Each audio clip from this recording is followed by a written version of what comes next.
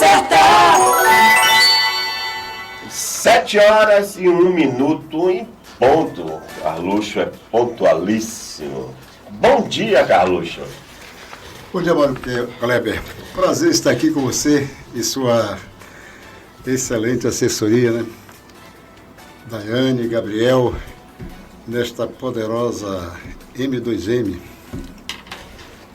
Nós temos conquistado muito pouco, graças a Deus. Já cada dia crescendo mais um pouquinho. Iniciamos em janeiro. Somos o embriãozinho. Mas a gente vai trabalhando nos nossos programas. Nós temos um programa aqui que tem mais audiência até do que todos os outros, que é o Pode Falar Laura. Disparada. É o maior da audiência. É o maior programa ouvido, é todos os dias às 17 horas. E aí é barraco e bafafá. Aí o bicho pega, não dá pra convidar Carluxo não, porque lá o bicho é retado. Mas, Carluxo, primeiro quero agradecer a sua vinda, eu sei a sua ocupação, sei a desenvoltura. Quero iniciar para que todos conheçam quem é Carluxo, porque você me falou uma coisa importante no sábado. Você disse que você está no PSB há muitos anos e que você praticamente entrou antes de Lídice. É verdade? É verdade, Mário, é verdade. Você vê, nos anos 80 ainda, mais precisamente 85, todos nós éramos do MDB, né? Movimento Democrático Brasileiro. Quando digo assim, a abertura política, né, que aconteceu naqueles anos, com Figueiredo, ditador Figueiredo, os partidos começaram a se organizar. E aqui nós éramos do MDB e fomos para a disputa de primeira eleição para prefeito. Você sabe que aqui em Lauro de Freitas, naquele período, não havia eleições para prefeitos, só para vereadores. Área de Segurança Nacional, base aérea, né? Então, capital, instâncias hidrominerais como Dias Dávila, né? E polo petroquímico, inclusive, né? Por conta do polo, toda essa questão eles tinham como área de segurança. E em 85, quando digo assim, a reabertura política, os partidos começaram a se organizar. Nós éramos MDB e naquele período nós disputamos uma eleição aqui no município, que foi Paulo Rosa, Leão, no seu primeiro momento, inclusive como candidato aqui, saindo de empresário para o meio político, em 85, e Adelmo de Oliveira, né? Ex-deputado comunista, falecido, escritor, um cara extraordinário. E nós apoiamos, né, o Adelmo de Oliveira, não somente eu, mas os outros 5 vereadores, eu não era vereador, os outros 5 vereadores que compunham aqui a Câmara de Vereadores, né? E todos optaram exatamente, eram progressistas, né, o pessoal mais à esquerda, e optaram por Adelmo de Oliveira.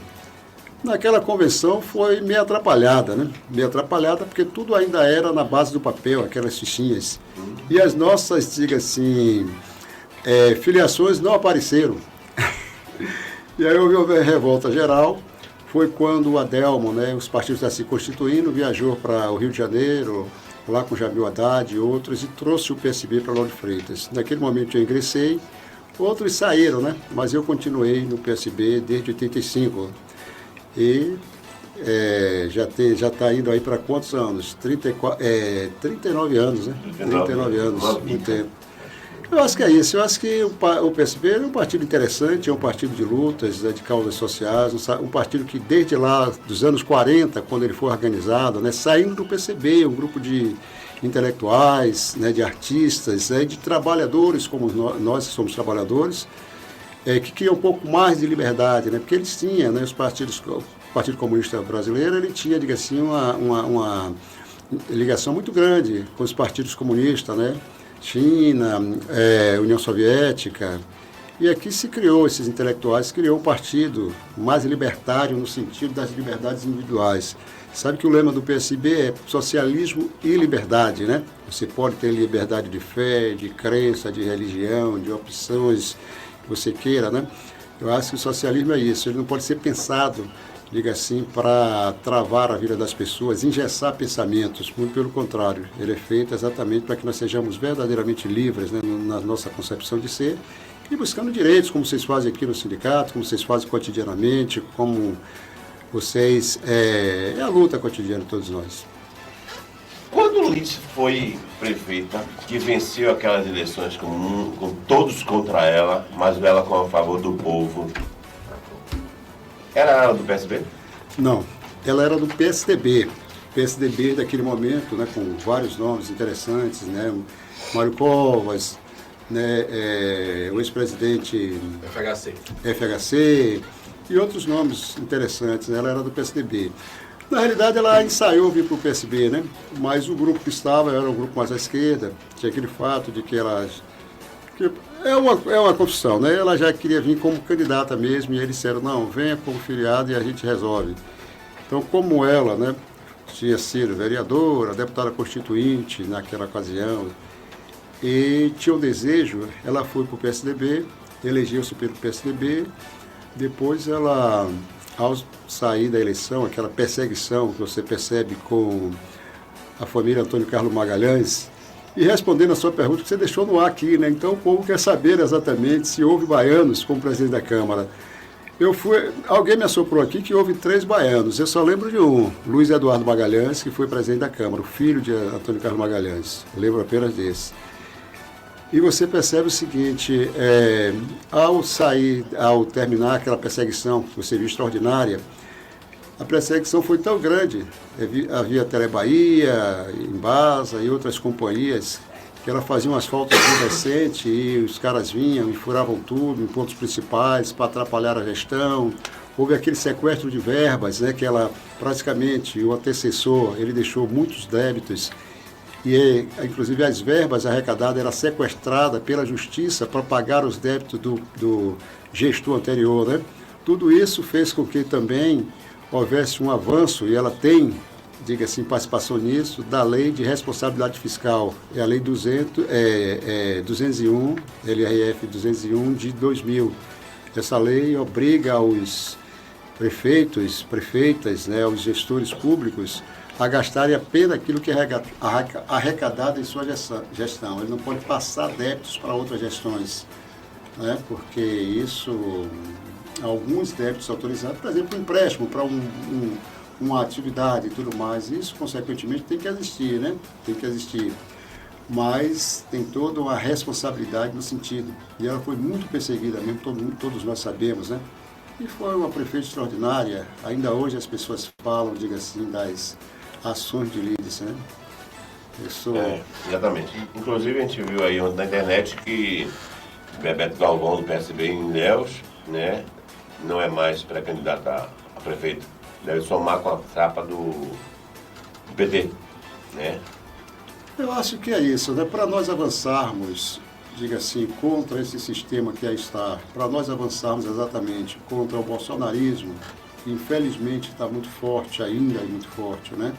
Ele é uma figura que está praticamente fora da política pelos erros cometidos, né? O cara buscou verdadeiramente uma ditadura no país, né? Impor exatamente as suas questões.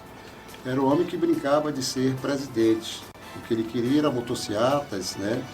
Era aquela questão de jet ski, eram as cavalgadas, coisas que ele fazia que não é interessante. O presidente ele tem que ter honra realmente e administrar os problemas do país, né?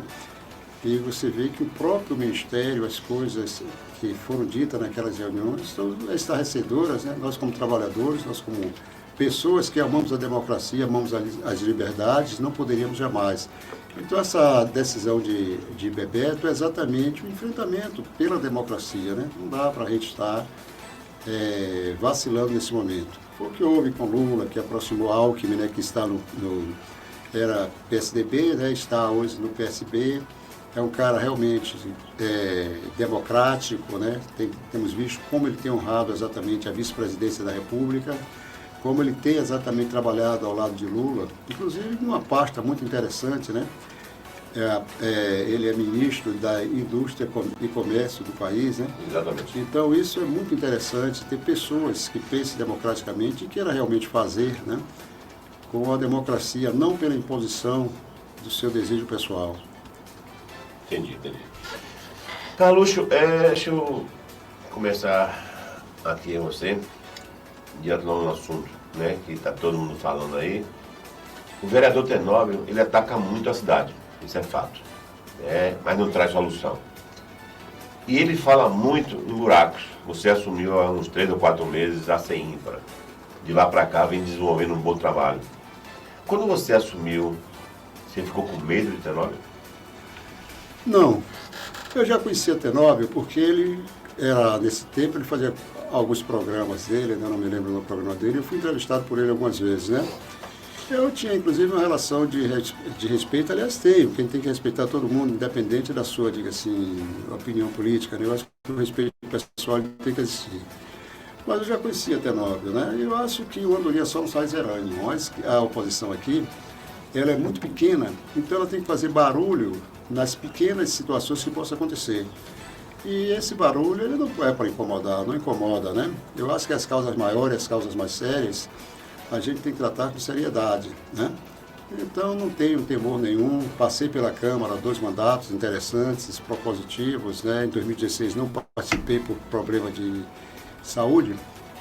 E de lá para cá eu tenho estado em algumas secretarias. Você sabe que eu passei pela educação, comandei praticamente quase 8 anos a educação, primeiro como secretário, depois meu time estava lá resolvendo as questões da educação. Nesse período eu estive na Câmara, né?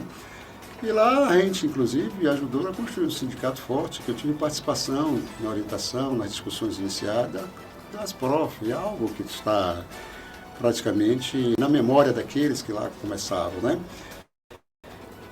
Marcelo Santana, extraordinário, a Débora Regi, a professora Fátima, que é minha irmã, surgiu na escola dela, lá da Tingas, a ideia do sindicato. Naquele período nós estávamos já na direção do Sindiquímica, né? Sindicato dos Químicos e Petroleiros do Estado da Bahia. Fui honrado em ter, diga assim, colegas de grandes figuras, grandes expoentes da política baiana hoje, né? Trabalhadores do polo, como Wagner, né? Senador Wagner, Jacques Wagner, né? Extraordinário, como Rui Costa, Moima Gramacho, Rosenberg e outros nomes exatamente que são hoje linha de frente da política baiana construindo. E se a gente disser que tem que ter medo de algum opositor, eu acho que a gente não está preparado para exercer a função. Então a gente tem que encarar sim, aceitar as críticas. Se for exatamente positivas, a gente vai corrigir aquilo que está sendo apontado. Eu acho que o trabalho do bom gestor exatamente está não se incomodando com crítica, mas buscando fazer o seu ofício e corrigir aquilo que tem que ser corrigido. Notamos, a imprensa notou, que reduziu o apelo em cima dos buracos da sua entrada para cá, né? Vem fazendo a recuperação. Mas o que levou o desgaste? A chuva, as questões climáticas no geral, porque chuva, eu fiquei sabendo que chuva e sol demais também prejudica, e a utilização, muitos veículos em Lauro de Freitas. Quais são as verdadeiras causas que levam a gente a ter? Mário Kleber, sua pergunta já traz alguma resposta, né? Já traz alguma resposta. Pergunta muito inteligente. Na verdade é o seguinte, como você sabe, né? Buraco existe em Salvador, existe em São Paulo, existe em todos os locais, né? A malha viária sempre ela sofre com essa questão das intempéries, né, do clima, esse negócio todo. E você percebe o seguinte, aqui na Lauro de Freitas nós temos uma malha viária que eu posso lhe garantir que ela não foi exatamente pensada para o trânsito que nós temos, para o número de trânsito de carro que nós temos, né? É uma malha viária que e nós estamos trabalhando isso, a prefeita está trabalhando isso, né? Para que a gente vá reconstruindo essa malha viária. Você sabe, né, como rodoviário que a Bahia, Lauro de Freitas, melhor dizendo, tem a 4ª maior frota de carros do estado da Bahia. Só perde apenas para Salvador, Feira de Santana e Conquista. É a 4ª maior frota de carro. Você percebe que aqui por ser uma cidade de apenas 54 km² e com 200 mil habitantes, né, o censo do IBGE de 2022 deu 204 mil habitantes, mas você vê que realmente foi um censo que todos nós contestamos, né? Vamos lá, acreditamos que está acima de 210 mil. Você viu, inclusive, o eleitorado, inclusive, cresceu muito. Se a gente for olhar proporcionalmente, a cidade cresceu relativamente diferente daquilo que aponta alguns dados, né? Pelo menos nesses números de habitantes. Então você percebe o seguinte, 204 mil habitantes tem apenas 56 km². Não é muita gente. Provavelmente a Bahia, Lauro de Freitas, é um dos municípios mais densamente povoados do Brasil, se não for. Da Bahia, com certeza, sim. se não for mais densamente povoado. Um município muito pequeno para muita gente, muito carro. Você vê que as carretas, agora mesmo nós passamos ali, tinha uma cegonha da Embasa, que tem que acontecer, sim, no centro de Lauro de Freitas, ali na próxima à Rua Beira Rio ali, naquela situação que está se fazendo ali, uma estação de tratamento, alguma coisa lá. Aí você percebe o seguinte, uma cegonha extremamente pesada para trazer um trator esteira, né, que ele tem que vir exatamente para no asfalto, vem em cima daquela cegonha. Aquilo ali é muito peso. Você chega, tem uma empresa lá em Vida Nova, que ele chega com carros, aquelas carretas, trazendo 60, 70 toneladas de aço. E o asfalto aqui não foi preparado para toda essa carga, né? E onde eles passam, vão deixando estrago. Além disso, nós estamos numa cidade praticamente plana. Nós estamos, diga assim, a 10, 15 metros acima do nível do mar. Né? Você sabe que o lençol aqui, lençol freático raso e essas coisas todas, né? Então você percebe que com as chuvas, claro, né? Asfalto maltratado, né? Peso, carros, a maioria das ruas também com asfaltos vencidos. Nós que somos humanos, nós temos um tempo de validade, não é isso? Estamos sempre no médico para nos cuidarmos, para repararmos alguma questão de saúde em nosso corpo. Assim também é tudo. Nosso carro tem um período, os caras botam lá 3 anos de garantia, quando chega a 5, 6 anos já começa a dar problema. Por que o asfalto não daria problema com essa carga toda que recebe? Isso é natural e a gente tem trabalhado isso. E a prefeita Moema Grau está muito atenta. Você vê que nós estamos com um projeto agora da Condé praticamente para um número grande de ruas aí, né? Já asfaltaram muito e a gente está com um projeto também de muito asfalto chegando aí, né? Recomposição de vias, né? Não é só um recapeamento não, né? Toda uma recomposição. Nós temos agora o Desembaía, mais 20 ruas pelo Desembaía. Nós temos vários projetos. Se eu disser para você, a gente tem aí 40, 50, 60 ruas aproximadamente já planejadas, né? Para ser, diga assim, reestruturada, né? Reestruturada. Então isso é muito forte. O Moema também traz esse grande projeto, né, em parceria com o governo federal, de duplicação da Gerino Souza Filho. Né? Você sabe que a Gerino Souza Filho se transformou numa válvula de escape exatamente aqui para a Estrada do Coco, né, que é a Santos Dumont, mais conhecida como Estrada do Coco. A gente entra ali na Silvandi, onde tem um cartório eleitoral ali, a gente entra ali depois do Menão de Farias, entra ali para sair lá na estação do metrô, né? É uma forma, inclusive, de aliviar a Estrada do Coco, que realmente trava tudo. E mais rápido. E mais rápido, né? Então trava tudo. Aí você percebe que aquela via também está muito estragada, a gente tem feito muita coisa ali, mas é necessário. Daí Moema traz um projeto aí extraordinário de duplicação daquela via, interligando lá com a via metropolitana. A via metropolitana, praticamente, ela ficou parada, não serviu o propósito, né? Porque era para aliviar realmente Lauro de Freitas, mas você anda um pouco mais, tem um pedágio, tudo isso atrapalhou e as pessoas preferem continuar andando por dentro de Lauro de Freitas. Mas saindo disso aí, a gente vai ter um alívio bem legal, né? dessa Estrada do Coco, né? A gente precisa, a Estrada do Coco corta a cidade de Lauro de Freitas ao meio, né? Lá do norte, sul, né? Então você percebe, ou oeste-leste, aliás, oeste-leste. Aí você percebe o seguinte, nós precisamos dessas intervenções.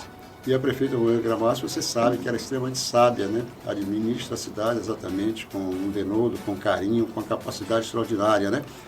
E a nossa ida, você falou 3, 4 meses, é exatamente hoje, 24, a gente está fazendo 3 meses à frente da secretaria, né? Não que os outros secretários não tenham tido exatamente, diga assim, um cuidado. Tiveram cuidado, certo? Posso dizer que tiveram cuidado, foram pessoas que deixaram. A equipe que está lá, a equipe técnica, eu não mudei absolutamente ninguém da equipe técnica que encontrei. Isso significa que eu encontrei uma boa equipe, né? Se não fosse uma boa equipe, nós tínhamos mudado. Há 7 meses, praticamente, do final da gestão da prefeita, eu não poderia estar entrando numa secretaria tão complexa como a CEINFRA, né? Essa infra cuida de tudo. O que é essa infra? É todos os prédios, tudo que assim, prédios públicos, né? Vias públicas, praças, jardins, tudo isso absolutamente essa infra, além de serviços. Então, tapa-buraco está muito evidente. A própria oposição, como se falou, só falava em tapa-buraco. Hoje fala menos. Porque os tapa-buracos, e logo mais não vão falar nada. Porque os tapa-buracos, Daiane, está acontecendo na cidade, né? Essa é a orientação de que a gente, né? Temos um serviço também que atende a comunidade lá da CEINFRA e a gente está sempre buscando. Nosso cafezinho. Maravilha, bom dia, obrigado. É isso aí. Você sabe que é do posto de saúde, da escola, da creche, né? Praças, jardins, todos os prédios são responsabilidade, né, de CEINFRA, fiscalizar, observar. Claro que tem, diga-se, uma gama enorme de empresas, né, que executam esses serviços, chegam por licitação, o procedimento realmente é extremamente rígido, né, para dar isonomia, que todas elas possam participar de forma correta, né, democrática, do sistema de contratação dos estados, municípios, né, e municípios. E isso acontece. E a gente lá apresenta os projetos, fiscaliza, cobra, emite as ordens de serviços e estamos trabalhando sim. Garoto, a gente vê que realmente o trabalho existe. Quero te agradecer aqui, entendeu? E eu lembro, o Moema disse assim, não, mande um áudio para ele. Você faz parte da equipe, agora mande um áudio para ele aqui. Aí me passou seu telefone e disse, mande um áudio, eu mandei um áudio para você. Quando foi 2, 3 dias já estava... Porque eu até falo, não é só o sindicato, né? Nós temos aqui distribuidores de bebidas, do Banco do Brasil, e essa via aqui passa onde, né? Ônibus do Bahia, nossos ônibus também frequentam aqui, e estava realmente meio ruim essa rua. E a rua Itaité, que é onde tem a hemodiálise, né? Onde os TFD vêm, e eu moro na Itaité, no Maria Félix, e eu fui abordado pelo pessoal do TFD, os motoristas de ônibus, de entrada do pessoal, né? Embora não seja nosso sindicato, mas eles procuram logo, pararam o meu carro e diziam, veja aí, rapaz, a gente está vindo com paciente, a gente tem que, às vezes nem pacientes que são de câncer, essas coisas, tá? E fazer uma diálise e ver se conserta aqui. Realmente passou lá e deu uma garimbada legal mesmo. O trabalho tem que ser feito. Essa é a fórmula do secretário procurar o melhor caminho. A gente sabe que tudo está caro, né? Não me explicou. Custa muito caro o asfalto. A gente acha até que é coisa pequena. Tapar um buraco, o cara até fez um vídeo, com R$50 o tapo. Ele tapou, com 2 dias ali vai sair porque ele não fez a proteção. Porque se eu colocar só o asfalto e não fizer o trabalho, no outro dia ela sai. Não, é um trabalho bem feito. Exatamente. Então, mas o assunto do momento, com o presidente do PSB agora, Vidigal Cafezeiro, qual a sua opinião? É um assunto complexo realmente, mas claro, né, como militante político também, e presidente do PSB, como você fala, essa pergunta ela sempre chega, né? E a gente não pode, estando se colocando à disposição para estar conversando aqui, não pode fugir dela. O fato é que Vidigal é um cara que esteve sempre ao lado de Moema, na verdade. E, há quantos anos? Rapaz, desde que eu me conheço exatamente, eu acho que em 2004 já, ele já acompanhava Moema. 2004, quando tivemos aquela campanha, 2005, ganhamos a eleição e a gente, né, Moema assume e leva um grupo, né, para estar na gestão. Naquele período, inclusive, eu estava saindo do polo petroquímico por aposentadoria, né? E fui convidado também a estar na gestão dela. Fiquei como primeiro suplente de vereador naquele ano, né? 2004. Lembro ainda da votação. Eu tive 667 votos, que foi uma votação extraordinária, se considerando que a eleição naquele ano, acho que teve 83 mil eleitores, alguma coisa assim. Então, foi extraordinário, sim. Hoje ainda se elege aqui na cidade vereadores e tem alguns na Câmara com uma votação menor do que 667. Natural, é normal. Mas é o seguinte, eu admiro o Vidigal, o respeito, é médico, foi um técnico, diga assim, bastante comprometido, né? Teve a oportunidade com o Moema de estar à frente de grandes secretarias, ele foi da saúde, foi da meio ambiente. Eu acho que quando eu estava na Câmara, acho que ele estava no meio ambiente, né? E depois passou pela CEINFRA também, né? Alguma coisa aconteceu no caminho aí que a gente ainda não compreende. Eu acho que foi uma decisão radical, né? Mas diga assim, o meu carinho pessoal por ele continua. Politicamente, a gente ficou muito triste, porque essa virada, né? Pelo que nós conhecemos, essa virada de posição ideológica dele nos surpreendeu. Apenas dizer que uma surpresa para a gente por conhecer Vidigal, né? Mas não temos outros comentários a fazer.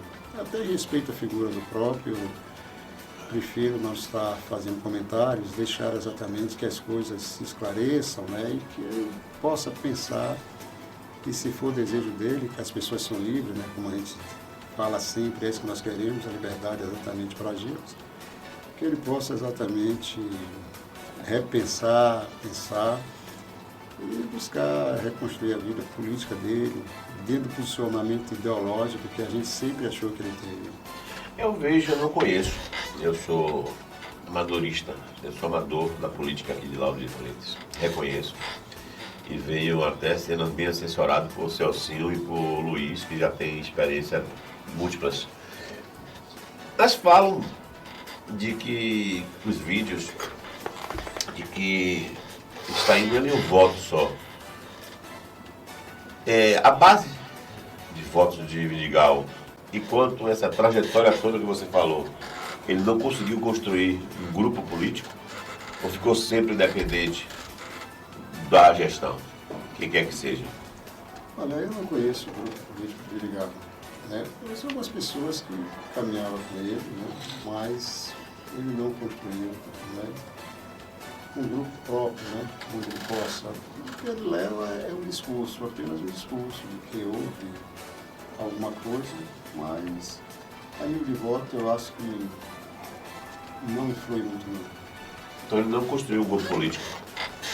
Que eu tenha conhecimento. Por que a gente vê hoje que Alexandre Marques construiu um grupo político, o secretário César construiu um grupo político nas igrejas, né, na saúde, você construiu um grupo político, a gente vê que você tem familiares que são políticos também, e hoje, no exemplo, se Carluxo abandona a gestão, a Carluxo leva X% de votos de Lauro.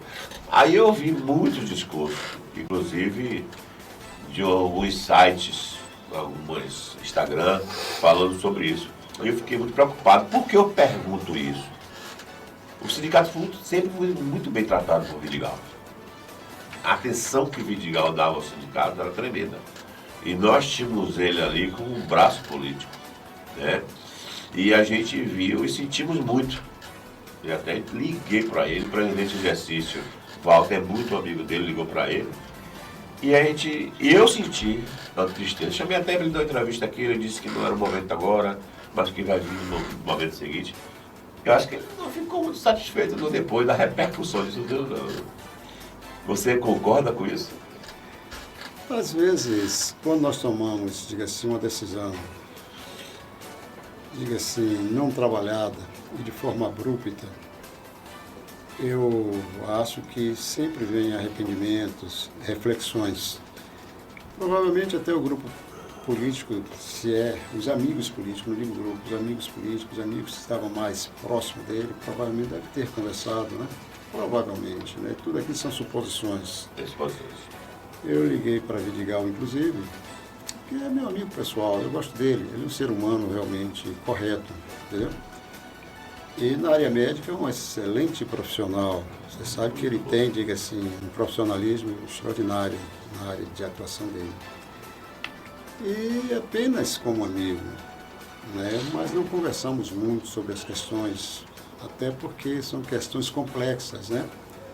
Eu espero que ele, como repito, né, que ele possa refletir e entender que o passo não foi correto, não foi coerente com a história de lutas dele, não foi coerente exatamente com a capacidade que ele tem de conversar com pessoas, né? Ele não eu posso até dizer, né? Como ele era muito ligado à prefeita, ele seguia exatamente orientações e também tinha uma questão interessante, né? O que ele construía estava dentro, né? Mesmo aquele período que ele teve que sair por composição, foi para o republicano, ele nunca deixou de ser um cara ligado ao PT, aos companheiros do PT, aos filiados do PT, nunca deixou de ser. A relação dele era uma relação muito boa com o vereador Edilson Ferreira, que é do republicano, que também é um cara extraordinário, né? Um cara que eu tenho um respeito muito grande por Edilson Ferreira, por conhecê-lo. Estivemos na Câmara e toda essa trajetória de vida. Parte dela a gente tem convivido com ele e a gente se conhece, né, o Edilson Ferreira. E eles tinham uma relação boa também, de companhia, de amizade. Eu não sei exatamente o que o levou a essa... Porque o republicano está com Moema, né? O vice da chapa de Rosal, hoje candidato, realmente já podemos dizer candidato, né? Porque já houve a convenção do PT e ele foi o escolhido como candidato a prefeito da cidade de Rosal. Exatamente. Hoje candidato. E a chapa está composta, né, pela vice, que é a Naide Brito, hoje republicano. Eu não entendi muito bem, Mário, e me perdoe, mas não poderia emitir nenhum outro pensamento sem a gente ter exatamente conhecimento do que houve, né? Agora que foi uma situação extremada, foi uma situação extremada, e fica aí para todos nós pensarmos, refletirmos, né? Nós recebemos vários convites, nós somos o partido mais atacado, né? E o sindicato também, né? Já tem 4 processos do União Brasil. Né? A gente já está colecionando processos de março para cá. O sindicato já tem sofrendo 4 processos. O PRTB está sofrendo seu 5º processo. Né? E Débora continua atacando a gente, continua abrindo processos, tentando inibir. Né? Inclusive, todos eles a gente está fazendo a defesa da liberdade dos trabalhadores, da liberdade do sindicato se posicionar, né? Porque qualquer sindicato fala alguma coisa, a gente não vê processo, os sindicalistas falam alguma coisa, não vê processo, mas os sindicatos rodoviários é sempre atingido, é sempre atacado. E eles só vão pelas vias judiciais, não vem para um debate simples e natural. E eu sou amador, né? Eu entrei porque eu tenho uma grande causa, que essas rescisões estão caminhando para ser pagas, já estão sendo pagas com vários problemas. Mas, Carluxo, como você vê a CEINFRA daqui para frente? O que pode o município de Lauro esperar de Carluxo? Qual o canal que eles podem ter facilidade de falar com a CEINFRA? Como eles podem solicitar o serviço da CEINFRA? Como está essa organização desse time aí dentro? Mário Kleber, esperar de Carluxo o trabalho, né? As pessoas que me conhecem sabem que nós nos entregamos realmente ao trabalho, né? Ontem nós estávamos também em um outro podcast, chegamos às 20 horas, saímos quase 22 horas, dando exatamente, diga assim, satisfação, prestando conta da sociedade, como nós estamos fazendo aqui também. Hoje, praticamente já 7 horas da manhã em ponto, você falou na pontualidade, eu acho que isso tem que ser, né? Você tem que ter respeito pelo outro, né? A pontualidade também é uma forma de respeito, né? De você dizer para o outro, eu te respeito, eu estou aqui, você marcou esse horário, eu estou presente. Você percebe o seguinte, pode esperar trabalho, mas sempre tem um time bom, um time técnico é de excelência, engenheiros, arquitetos, nós temos lá engenheiro ambiental, nós temos lá biólogo para acompanhar essas causas todas. Nós temos muita gente, nós temos um time de rua de excelência, né, para fazer, diga assim, limpeza de canaletas, limpeza de caixas de drenagem, né? Nós temos lá o Fernando, o Deraldo, que eu falo muito bem desses caras que lideram a equipe de rua. São extraordinários, são pessoas que trabalham mesmo, pessoas que conhecem a cidade. A gente fala rua tal, o cara já sabe onde é que está aquela rua tal, não precisa ir lá no Google para ver nada não, porque ele sabe onde está. Então os caras se dedicam a essa gestão.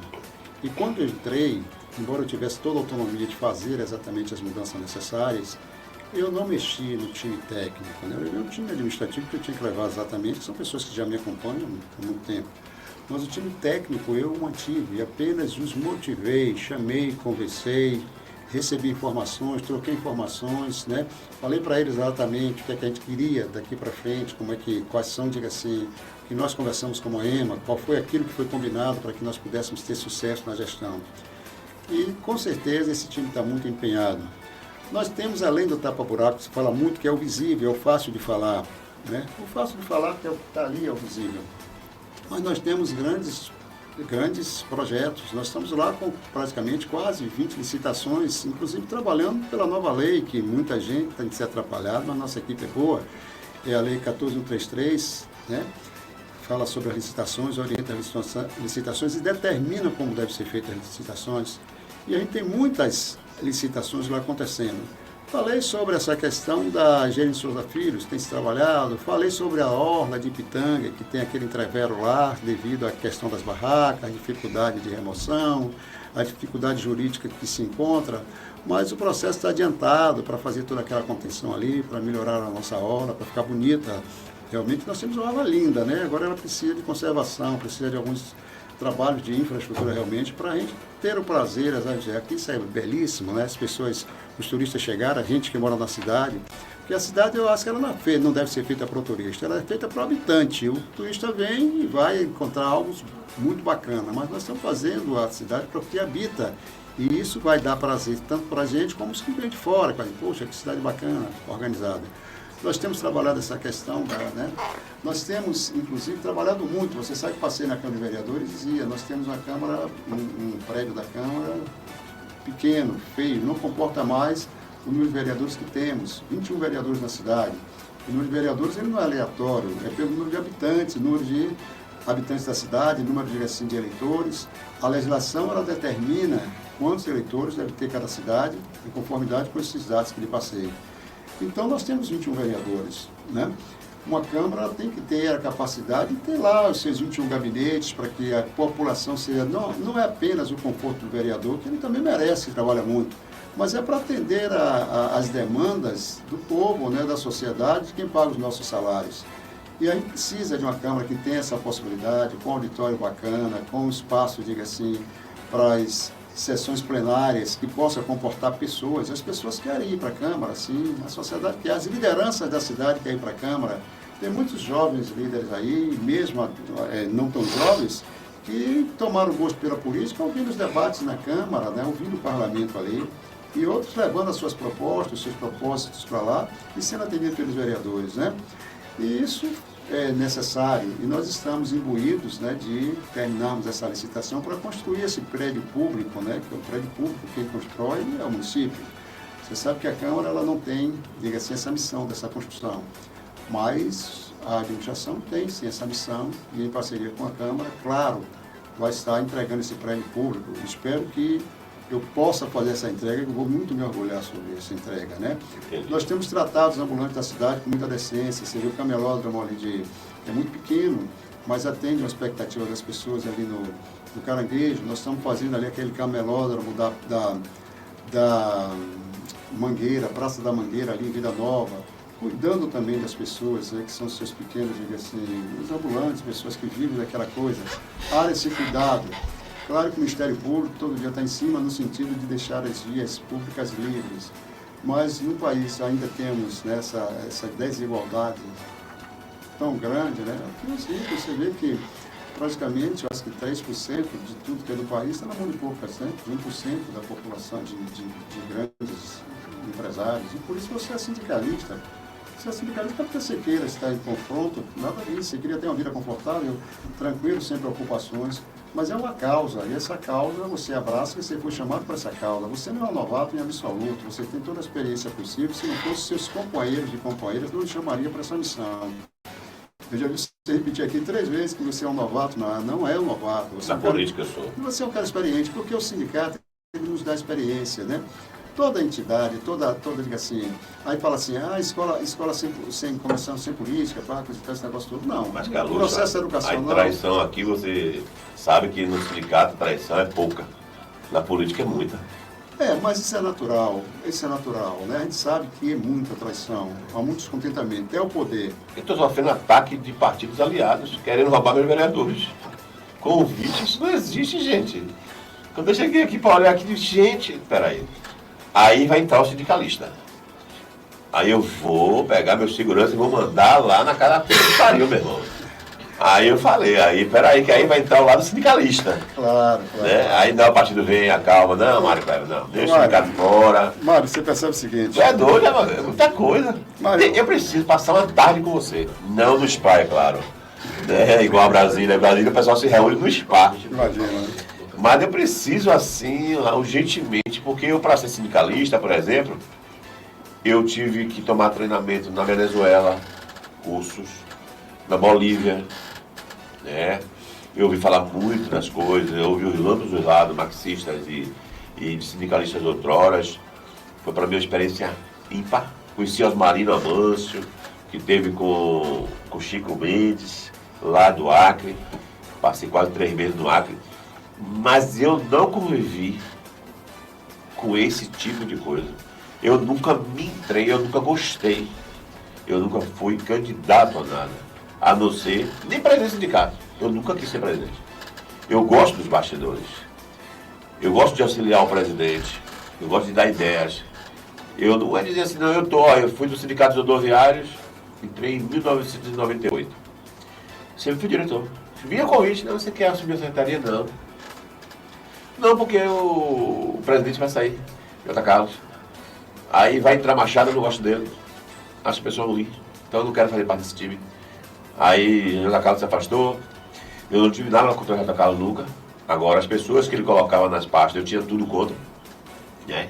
Aqui eu comecei a bater na gestão dos secretários. Né? Eu falei, olha, não está andando, está uma burocracia muito grande, precisa melhorar, os secretários não prestam. E aí, eu recebi convite de Moema, vinha ver por dentro. E a pessoa tem que deslumbrar isso. Quando a pessoa me convida, olha, você está batendo, mas venha conhecer por dentro. Topo. Eu disse, topo. Eu fui conhecer por dentro, aí conheci você, conheci César. Né? Eu hoje tenho uma gratidão por Moema. Né? Eu não vou contar a história de César, porque hoje está no grupo político e você abafa o caso. Mas ele sabe que eu tenho as minhas restrições, as minhas mágoas. Eu gosto de Moema, porque disse, não, eu vou dar vacina, eu vou vacinar. Não porque vocês estejam ameaçando, porque é um povo que precisa. Nós não paramos na pandemia, a gente reduziu. Nós trabalhávamos 10 dias, do grupo 10 dias, do grupo 10 dias, ou seja, todos os trabalhadores rodoviários trabalhavam os 30 dias, os 30 dias no mês. Em grupo de 10, 10, 10. Mas nós não paramos. E nós tínhamos o direito à vacina. Como a saúde também não parou. Né? Como os serviços essenciais não pararam. E você teve a porta fechada por Rui Costa, a porta fechada por ACM Neto, a porta fechada por o prefeito de Camaçari, que eu esqueci o nome dela, Hinaldo, Candeias Pitágoras, e a única prefeita da região que disse, não, eu vacino todos. Para mim é importante que eles estejam vacinados. E liberou e foi para a garagem vacinar. Contrariando também o secretário de saúde. Imagine. Não, porque aqui é questão técnica. A gente não vai discutir política, a gente vai discutir questão técnica. Se eu não tomar vacina, eu vou parar. Eu não vou sair das garagens. Eu prefiro ficar em casa. Eu vou receber os 70% do governo federal de qualquer jeito. Porque nós estávamos naquele projeto de Lula, de Bolsonaro. De 70, 30. A empresa paga 30 e o governo paga 70%. Acho que vários trabalhadores estiveram nessa formalização também. E essa gratidão que tem para Moema, Carluxo, é uma coisa assim de pele. Ela não espera traição de minha parte. Convites foram feitos. O presidente do meu partido é assessor especial de Neto. É assessor especial de Bruno Reis. Mas eu disse a ele, ou você entra ou você sai. Hoje, do partido PSDB, primeiro eu tive um partido DC. Foram lá e roubaram.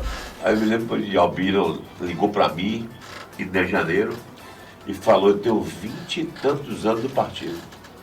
Estava de boa. Eu não tinha vereador, só tinha um vereador do estado. Mas eu estava sempre na presidência do partido. Mas para você é pesado demais. Você entrou, eu caí. Foi, ele falou a mim. E eu tive que me segurar assim, ó. Aí eu peguei um carguinho na prefeitura de Salvador para não perder tudo. Você entrou no partido, eu caí. Aí veio, graças a Deus, o PSTU, a solidariedade do PSOL, me chamando. Mas o PSTU, se eu fosse coligar com o Moema, que é minha madrinha, o PSTU não permitia. O partido que eu gosto. Zé Maria eu amo. Osmarino Amâncio, que é presidente de honra do PSTU. Nós fizemos reuniões virtuais. Até eu fui no Rio Grande do Norte falar com o Osmarino. Eu disse, Zé Maria, eu te amo. Eu gosto de você. Mas eu vou ter que coligar lá na frente se houver uma proposta boa para a minha categoria. Então eu estou falando de trabalhadores, pai. Eu tenho uma empresa para perder de 500 trabalhadores aí e tenho outra empresa de quase 1.000 trabalhadores para fechar as portas. ou eu luto ou perco. E o engraçado é que todas as nossas lutas, Moema nunca deixou de estar na Lado dos Trabalhadores para apoiar o governador, mesmo sendo do partido dela. Ela foi para a trincheira com a gente, ela agarrou meu braço e levou para dentro da CEINFRA de Salvador, do CAB. Ela foi, fez reunião com o Sérgio Brito, dia de domingo, dia de sábado, tentando resolver o problema. Então você não vai cuspir no prato que você come. E a gente está falando, o saneamento básico, a questão de não mais alagamentos como existiu em Lauro, né? As questões mais estruturais foram feitas. O povo está reclamando de quê? Que existe o projeto Minha Casa Minha Vida, existe a comida popular, né? O restaurante popular, a cozinha solidária, né? O trabalho que vem desenvolvendo, trocando, por exemplo, você vai trocar os jogadores ou o técnico? Troca-se o técnico. Aí você vem e diz, eu entrei na CEINFRA, mas não mudei a equipe técnica. Eu permaneci com ela. Porque ela precisava de quê? De motivação, de um novo empenho, de uma nova palavra, de um novo carinho. E você levou esse carinho. Porque a gente viu que a mudança aconteceu. A outro, eu nem sabia quem era. Né? E a gente vem discutindo com as empresas querendo cobrar mola do motorista, você sabe do que se trata isso, né? Com a buraco, as molas se quebram mais rápido. E é o peso do ônibus, ele vai quebrando. Ele disse, aí agora eu vou jogar vocês contra o município. Não vou cobrar nenhuma mola. Nenhuma. E se vocês cobrarem, cobre da prefeitura. Cobre de quem é o responsável. E eu lhe ajudo a cobrar. Aí você vai dizer, eu vou cobrar a mola, eu vou parar o transporte. E nós vamos só juntos, em combinado, dizer quem é o responsável, o nome da pessoa responsável. Aí é melhor a gente conversar com o governo, né? Então conversa com o governo. Aí foi descobrir que e é muito bom que todo mundo ouça isso, que a estrada do coco não é responsabilidade da CEINFRA, a pavimentação. É ou não é? Santos Dumont. Ô, Mário, na realidade nós temos uma situação de que a Estrada do Coco, essa parte aqui, ela está municipalizada. Ela tem responsabilidade exatamente do município. Mas uma parceria no sentido de que, como é uma via que trafega muito e atende toda a região norte, né, que isso fica exatamente com, diga-se, o Estado, para que o Estado faça, diga-se, a manutenção. Muitas vezes, nessa questão de tapar buraco, nós fazemos a intervenção. Nós não deixamos os buracos acontecer. Quando tem buraco nessa via, é prioridade a gente estar, porque não é possível, né? Uma via que atende praticamente toda a região norte aqui do Estado.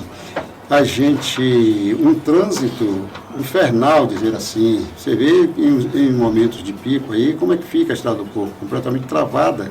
Porque o número de carro, né, as vicinais também, entrada para um lado, saída, essa coisa toda, faz com que o trânsito fique, diga-se, embaralhado, né? E a gente precisa atender essa expectativa. Mas a Estrada do Coco, exatamente, ela é do município, mas em parceria, quando foi exatamente feito isso, que essas manutenções tivesse, diga assim, o Estado como parceiro para fazer. Entendi. Vamos fazer todas as perguntas, não se preocupem, eu estou vendo aqui. Vamos direcionar todas as perguntas, que a gente não tem nenhum combinado com o Carluxo não pediu, a equipe dele não pediu para combinar nada. Incrível, né? Todos pedem, mas a sua equipe não pediu, não. Ô, Mário, eu acho que... Não tem medo de nada, né? Não. É mesmo. Não, eu venho também com você, Mário, dos movimentos sociais, sindicatos. Você não combina nada com o patrão. Você exige na mesa do patrão exatamente aquilo que os trabalhadores precisam. Você me fala uma questão de absurdo, né? O carro é do cara, o ônibus é do cara, aí o cara quer cobrar mola exatamente do trabalhador. O trabalhador está ali, ele também está sofrendo com os sacolejos, com os balanços e tudo isso. Do estresse cotidiano, né? Às vezes o cara está tão atento ali ao passageiro que às vezes é indisciplinado, não está sentado, ele não pode parar, o outro exigindo que pare aqui, pare ali. E o cara naquele estresse natural da profissão, que realmente é estressante, ele pode até, né, em algum momento, ao dar atenção ao passageiro, cair até no buraco, mas é uma coisa natural, não foi proposital, ele está sofrendo também com o que está acontecendo. E cobrar mola é um absurdo. Eu não sabia dessa história. É um absurdo o cobrar empresário tentar. E a sua luta é exatamente nesse sentido, de fazer com que os profissionais, né, eles vão ser compensados pelo seu salário e diminuir o estresse deles, você resolvendo as causas que são colocadas.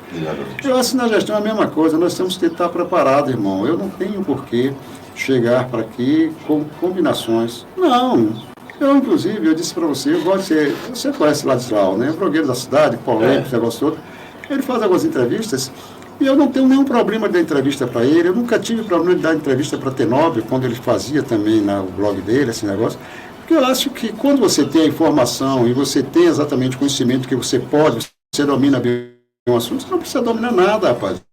Não precisa nada. Você não pode fugir exatamente de problemas, né? Problemas. O problema, você tem que chegar com as soluções para os problemas. O que é que você está pensando para isso? O que é que você está pensando para aquilo? Às vezes você ainda não está executando, mas você já existe um plano, um projeto para aquilo ali, para você responder, para você resolver. Então, é isso que, né? Eu tenho a experiência de ter passado, eu sou secretário, diga assim, que passei por mais passos no município, eu fui da Educação, fui da Câmara, fui da Cultura, fui da Secretaria de Desenvolvimento Econômico, Indústria e Comércio da cidade, uma secretaria importante, sexta economia do Estado, não pode imprescindir de ter exatamente uma Secretaria de Desenvolvimento Econômico, alguns, né? Essa relação, eu quando fui para lá, tive até um pouco, diga assim, poxa, como é que os caras vão me ver aí, os empresários, né? Os caras aí, os caras da indústria, como é que os caras vão me perceber? Eu venho do mundo sindical, eu venho de outra história. Veja lá, pelo passado e também pela relação que você constrói, pela seriedade, pelo entendimento de causa, você vai conquistando as pessoas com relação a isso. Então não há por que ter medo, né, de ou combinar qualquer coisa. Eu acho que a gente tem que trazer aqui aquilo que você quer ouvir, né, com a franqueza. Se não tiver resposta, irmão, não tem uma resposta, vou buscar, vou lhe dar. Me chama de novo que eu trago a resposta. Viu? Mas a gente precisa planejar sim. E isso é bom, porque é uma prestação de conta. Nós estamos prestando conta aqui à sociedade. Dizer que nós estamos presentes, que Mohamed nos colocou lá, para ser a sua voz, seu ouvido e ser o executor daquilo que ela quer que execute. Claro, né? Os secretários são hoje quantas secretarias do município? Não é possível que Moema saiba 100% de saúde, de educação, de cultura. Não, ela tem que ter seus assessores, porque se você assim não precisava botar lá qualquer pessoa, você faz isso. Não tem nem tempo para fazer para ficar lá só dando hora. Então você é o cara que tem a responsabilidade sobre aquilo, e seu CPF também está envolvido, porque você assina absolutamente tudo. É o seu CPF.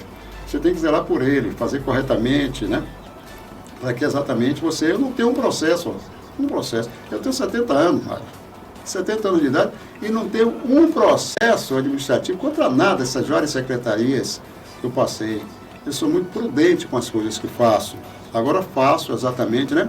Às vezes o pessoal me acha impossível. O pessoal, poxa, mas você é brigão, para coisa e tal. Traga um pouquinho da via sindical ainda. Tivemos um problema lá na Walter Maia, né? Uma rede de águas pluviais que passa por ali, sabe que as águas de chuva, as águas naturais, ela tem que seguir o seu curso. Ela vai para a parte mais baixa e existem legislações federais que determinam isso. Então, algumas tubulações passam em algumas, diga assim, alguns terrenos e tudo mais, e tem que ir por ali mesmo. Tivemos um problema lá na Walter Maia e a gente foi para cima para resolver. Descontentamos até 2 anos os caras tentando resolver, mas não encontrava o proprietário. A gente vai lá, derruba isso aqui, faz aqui, depois a gente recompõe. Isso cria um certo constrangimento. Depois que você faz a coisa, os donos não aparecem para resolver. Depois que você resolve, os donos aparecem para... Então, algumas situações de dificuldades e outras. Às vezes a gente, Souza Filho, estava ali cheia de água. A gente não resolvia. Era canaleta ali, passar as 2 adutoras da Embasa do lado. Não resolvia, o pessoal não resolvia. O problema simples, vamos lá. Inclusive, vamos botar a máquina. Somos engenheiros e a gente faz com segurança, mas a Embasa depois notifica. Olha, pode ter colocado. Não colocou risco absolutamente nada. E a gente tem que ter essas respostas. Você tem que arriscar um pouco mais também para fazer. Agora, com toda a prudência legal. Toda a prudência legal e toda a prudência técnica, para você não tentar resolver um problema e criar um outro. Mas isso você tem que fazer se você quer administrar bem. E são vários problemas. Você chega na passareda ali agora, você vai ver uma água crônica que está ali, a parte baixa. O empresário já poderia resolver aquilo ali, porque a entrada da casa dele está muito mais para dentro do passeio dele do que para fora. A antiga Passareda, ali do Esse lado é o dia. da coisa. Aquele negócio é crônico. Próxima semana nós já estamos com um planejamentozinho, já verificamos como fazer. Eu vou fazer, entrada no meu bairro, eu moro em Tinga. Continuo morando no mesmo lugar que morei há muito tempo. Eu moro nessa casa há 24 anos. Eu cheguei em 2000, cheguei no início de janeiro do ano 2000. Não, no início de abril do ano 2000. Então você vê o seguinte, são algumas coisas que a gente preza. A gente preza, né? São alguns conceitos que a gente preza. E é isso, né? Não tem nada a esconder. Projetos tem, muita coisa bacana acontecendo na cidade. Pô, cara, se você olhar o seguinte, nós estamos aí exatamente com esse sistema, diga assim, de esgotamento sanitário. Isso é obra fabulosa, irmão. Praticamente, quando isso ficar pronto, já agora, em dezembro, que a entrega da obra vai ser, até dezembro se integra essa parte da obra feita, vai ser 70% da população de Lauro de Freitas, né, com seu esgotamento sanitário canalizado, jogando lá no emissário submarino, está lá em Salvador, ali praticamente na boca do rio por ali. E aí você percebe o seguinte, né, tratado, inclusive, né, e os resíduos sendo jogados lá a 6 quilômetros do mar, como é tecnicamente em todo o mundo, e um sistema perfeito, muita grana. Isso aqui é briga de Moema, isso aí está com Moema, foi Moema que trouxe isso. E a gente está com a responsabilidade de finalizar, para nós ser uma honra finalizar esse sistema. Cria problema, porque fura de um lado, fura do outro, estraga ruas, mas é necessário que se faça. Nenhum prefeito quer fazer obras enterradas, que não são vistas, mas é necessário, é a saúde do nosso povo, é o nosso meio ambiente, certo? Então é obra extraordinária. E logo depois o nome já fala em buscar recursos, possibilidades para que a gente não faça apenas até os 70%, 72% que serão entregues agora para a população, mas que faça toda a Lauro de Freitas, né? Isso é extraordinário, irmão. É uma obra demorada, tivemos problema com a empresa, houve que teve que se fazer, a Embasa tem que fazer novas licitações para poder concluir. Demorou porque houve, né? No meio do caminho, algumas empresas não cumpriam exatamente algumas, diga assim, necessidades, e esses problemas houveram. Grande obra, são, acho que mais de 200 milhões, né? Era 180, houve algumas outras compensações aí, algumas coisas teve que ser, né? São escavações, né? Muita coisa acontece no meio do caminho. Acha que vai passar aqui, não tem rocha, daqui a pouco tudo vai passar aqui, aí você vai ficar um mês trabalhando para quebrar rocha ali aquele lugar, vai ter nessas demoras, essas coisas. Mas, vamos para um breve intervalo comercial. Fique à vontade. E a gente volta já já. Horas e 6 minutos, estamos de volta aqui com o secretário da CEINFRA, Carluxo, também presidente do PSB. E vamos para a pergunta do WhatsApp, né? As perguntas que estão aqui bombando. A primeira é: quando e qual é o problema? E se houver o problema, a orla vai ser resolvido o problema, já que foi palco de T9 na última aparição dele. Mário Kleber, como falei, né? A gente está em processo final de licitação para contratação de empresa. Os recursos já existem, né? A prefeita proveu os recursos, certo? Já temos praticamente a garantia de que a obra será feita. Mas o processo licitatório, você sabe que ele é demorado, não é isso? Antes não podia se fazer licitação porque estava judicializado, você não vai fazer uma contratação sem saber exatamente quando você vai executar. Já tem um período isso aí para ser executado. Mas como fazer a licitação sem a garantia jurídica de que você vai executar? Então agora, exatamente, com o avanço dessa questão jurídica, já está se licitando, né, para que se faça essa obra. Eu acredito que eu quero ser o cara, diga assim, que possa entregar essa obra. Eu tenho buscado, a gente tem se empenhado muito no sentido de, seria para mim uma honra fazer isso, né? Eu acho que o secretário tem que sair, ele quer sair exatamente com algumas realizações, isso é a missão. E quando você não cumpre a missão, você fica com uma certa frustração, pô, entrei para fazer, não consegui e tudo mais. Principalmente o cara que é gestor público, né? Ele quer sim realizar. E tenho a certeza que nós estamos muito empenhados para que essa licitação aconteça e a gente, né, possa estar entregando, né? Já existe projeto, já existe tudo direitinho. Agora só a fase licitatória mesmo. O mais importante, dinheiro em caixa, isso é que funciona mesmo. E a gente vai entregar essa obra, sim. Outra pergunta aqui sobre a rua Silvani, é o que você falou no começo, né? Que desce para Vida Nova ali. Se vai ter um tratamento especial ali, já que é uma via onde está passando vários carros pesados. Sim, nós pretendemos, é Silvandir, né? Aquela rua seguinte, ela é um problema justamente pelo fluxo, como falei antes, o fluxo. Todo dia a gente faz tapa-buraco, o asfalto está muito desgastado, a gente quer fazer algo mais definitivo, né? Estamos tratando para fazer ali uma raspagem daquela rua ali, fazer um processo, né? De engenharia bacana para que a gente possa resolver definitivamente aquele problema ali, pelo menos naquele trechozinho. Claro que dentro dessas possibilidades está da Gerino Souza Filho, né, da duplicação, aquelas vicinais também ali vai receber um atendimento especial. Certo. A outra pergunta existe algum WhatsApp, que a gente possa mandar solicitações e fotos das nossas ruas? Existe exatamente a Lúcia Infra. Já está inclusive ali na sua tela, a Lúcia Infra. O seu operador é extremamente eficiente, parabéns ao nosso querido Gabriel. Esse é o número, né? Você pode entrar, tem 2 atendentes lá, vai gerar exatamente um protocolo e a gente vai estar atendendo, sim. Pronto, então esse número daí, a pessoa liga. Ele também é WhatsApp ou não? Ou só ligação? Sim, o WhatsApp. O WhatsApp também. WhatsApp. Então, gente, isso aí... É só o WhatsApp, inclusive, viu, Mário? Sim. O pessoal me passou Só aqui, é WhatsApp. só o WhatsApp, tá? Só o WhatsApp. Não é Só o WhatsApp, né? Gera um protocolo bacana, pedindo um protocolo, a pessoa vê lá o seu número de protocolo para estar acompanhando. Poxa, então massa, tá vendo? Às vezes tem uma demora no tempo de resposta pela demanda, Entendi. mas todos são atendidos. Pronto, ótimo, ótimo. Então você já tem aí, ó, o WhatsApp, mande suas fotos, mande as suas reivindicações. A outra pergunta aqui que ele faz é o seguinte: em relação à Estrada do Coco, tem como alguma fórmula de a gente solicitar mudanças de alteração de pontos? Olha, esse é setup, né? Você vê que Exatamente, transporte e trânsito não é conosco. Então, essa pergunta, vamos conversar com o eficiente secretário Olinto, que ele vai ter resposta para vocês. Mas eu acho que os pontos da linha tem que ser mudados pela SEDU, né? De Salvador. Ou do governo. Não, porque no município... Tratando de um...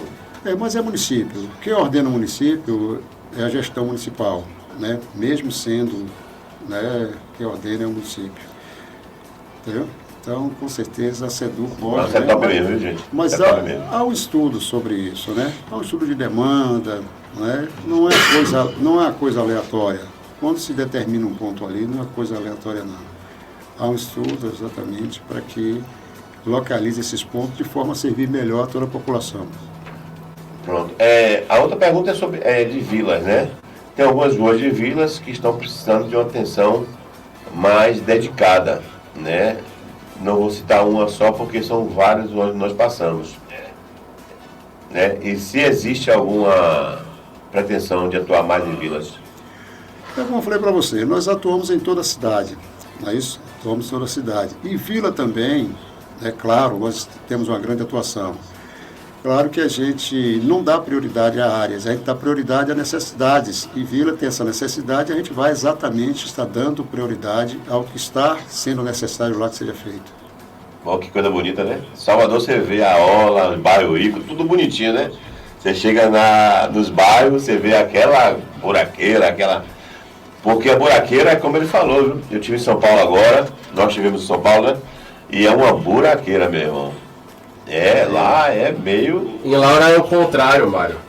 É mais fácil você achar um buraco no bairro Nobre do que na periferia. Exatamente. A periferia é bem cuidada. Mostra a eficácia de trabalhar com gente. Não priorizar bairro, e sim priorizar necessidade. Muito parabéns, viu? Palmas aí para Carluxo. Bela atuação. O povo é um só. Independente que ele tenha dinheiro ou não, o povo é um só. E o secretário tem que cuidar de tudo. Temos que atender a todos, né? Exatamente. Do bairro que esteja, tem um problema, a gente vai e resolve. Em relação, aqui a nossa ouvinte está falando, sobre a porta das escolas municipais, estaduais, particulares. tem como dar uma prioridade, porque existem muitos carros apoiando os seus alunos. Tem, agora a gente queria saber qual exatamente a prioridade que se pede, né? Porque a pergunta não está muito clara. Qual seria a necessidade da porta das escolas para que a gente possa ver se é conosco, se é questão de sinalização, aí tem que ser parceria, se é infra e se é top. A gente sabe que as sinalizações todas são com CETOP, a questão dos meios-fios, a gente vai lá, faz, que a gente tem um material mais com orientação do CETOP, como fazer. Não é uma coisa colocada aleatória. Né? A pessoa que não quebra a mola aqui, não. Tem toda uma técnica, tem toda uma orientação para isso. Pronto, aí, se você quiser mandar mais uma, porque tem só mais uma, aí você pode especificar para a gente aqui. A segunda é... Eu nem entendi aqui, viu? Mas eu nem vou fazer, porque aqui também é CETOP. Sobre questão de linha de ônibus, tal, é CETOP. Vamos convidar ao Linton, aproveitar e deixar aqui no ar, né? Algumas perguntas são voltadas ao transporte, e eu vou deixar aqui o convite para nosso grande secretário, que tem uma grande parceria com ele, nunca me deu dor de cabeça. Atenção maravilhosa, o Estado de Olinto, é uma parceria que eu gosto dele de graça, porque não deixa de atender meu telefone.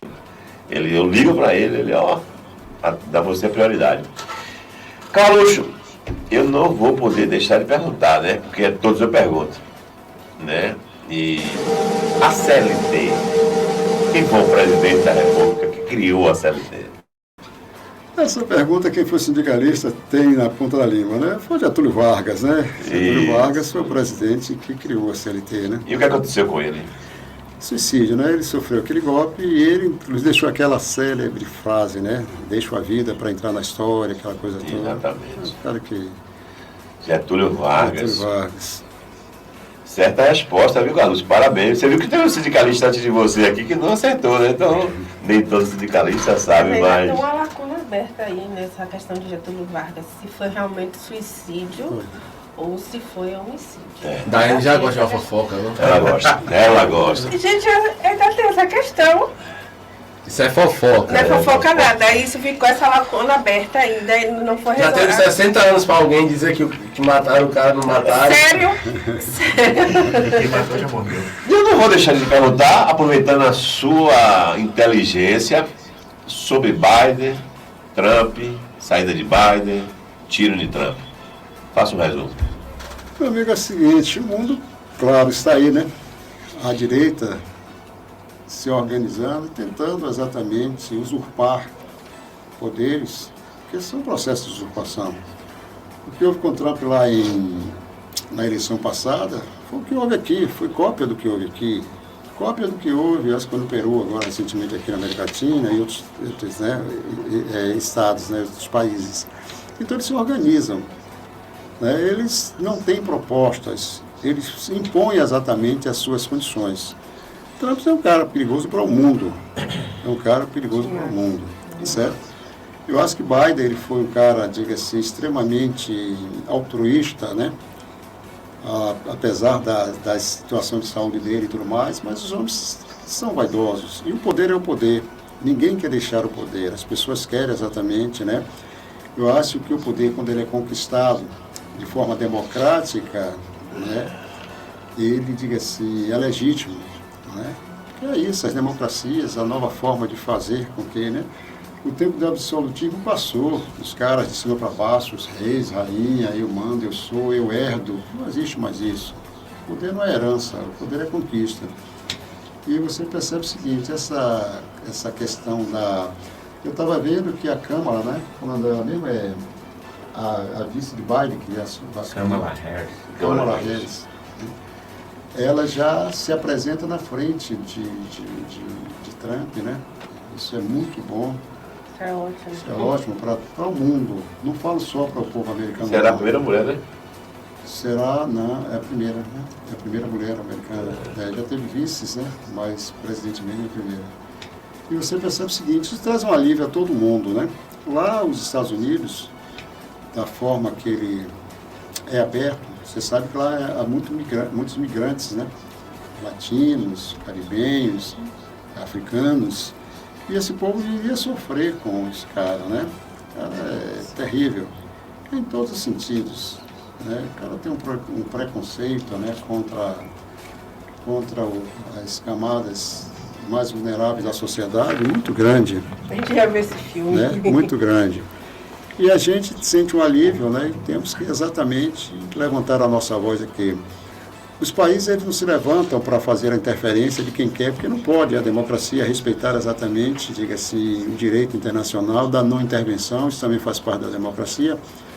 O presidente Lula, com certeza, e outros grandes mandatários do mundo não podem fazer nenhuma interferência, né? Aceitar exatamente o que lá foi proposto e tentar conviver, como Lula, esse grande estadista brasileiro, né? Luiz Inácio de Lula da Silva, ele fala, é aceitar e conviver. A gente vê o cara aqui do lado, o nome dele, o da Argentina, é o Milei. Milei.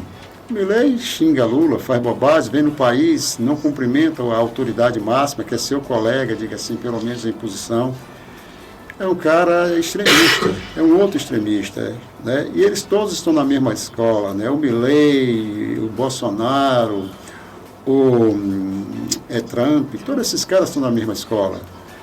Graças a Deus o mundo está entendendo, o povo está entendendo, né? Porque sofreu também. Você vê a Inglaterra, né? Volta exatamente para o trabalhismo, as pessoas que ganham lá agora, o primeiro-ministro, essa coisa toda, o Congresso.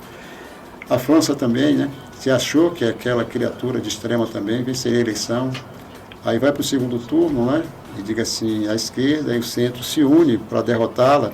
Está aí exatamente, imagine a França, né?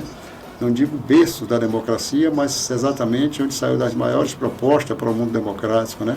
Vem da França, né? Seu exemplo.